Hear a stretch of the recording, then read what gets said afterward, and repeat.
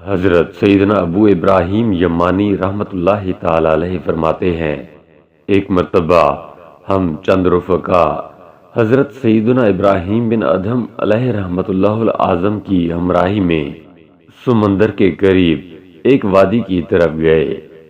ہم سمندر کے کنارے کنارے چل رہے تھے کہ راستے میں ایک پہاڑ آیا جسے جبل کفر فیر کہتے ہیں۔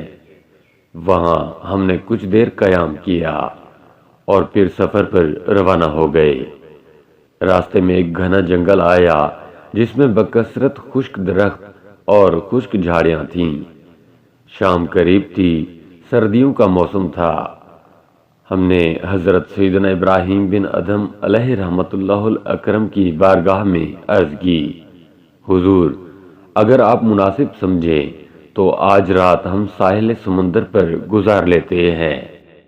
یہاں اس قریبی جنگل میں خشک لکڑیاں بہت ہیں، ہم لکڑیاں جمع کر کے آگ روشن کر لیں گے۔ اس طرح ہم سردی اور درندوں وغیرہ سے محفوظ رہیں گے۔ آپ رحمت اللہ تعالی علیہ نے فرمایا، ٹھیک ہے، جیسے تمہاری مرضی۔ چنانچہ ہم کچھ دوستوں نے جنگل سے خشک لکڑیاں اکٹھی کیں اور ایک شخص کو آگ لینے کے لیے ایک قریبی قلعے کی طرف بھیج دیا۔ جب وہ آگ لے کر آیا تو ہم نے جمع شدہ لکڑیوں میں آگ لگا دی اور سب آگ کے ارد گرد بیٹھ گئے اور ہم نے کھانے کے لیے روٹیاں نکال لیں۔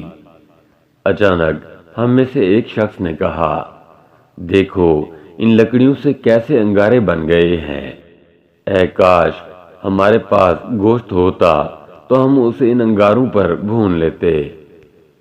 حضرت سیدنا ابراہیم بن ادہم علیہ رحمۃ اللہ العظم نے اس کی یہ بات سن لی اور فرمانے لگے، ہمارا پاک پروردگار عز و جل اس بات پر قادر ہے کہ تمہیں اس جنگل میں تازہ گوشت کھلائے۔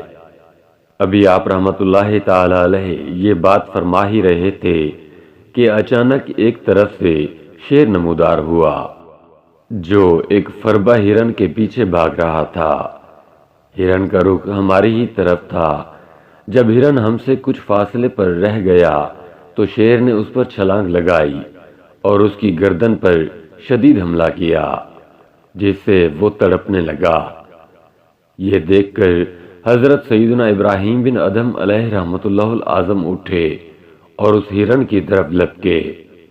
آپ رحمت اللہ تعالی علیہ کو آتا دیکھ کر شیر ہرن کو چھوڑ کر پیچھے ہٹ گیا۔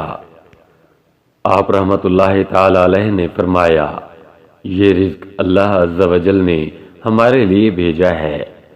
چنانچہ ہم نے ہرن کو ذبح کیا اور اس کا گوشت انگاروں پر بھون بھون کر کھاتے رہے اور شیر دور بیٹھا ہمیں دیکھتا رہا۔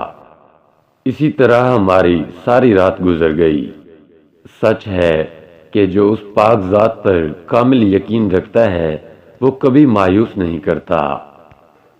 اللہ عز و جل کی ان پر رحمت ہو اور ان کے صدقے ہماری مغفرت ہو، آمین، بجاہ نبی الامین صلی اللہ تعالی علیہ وآلہ وسلم۔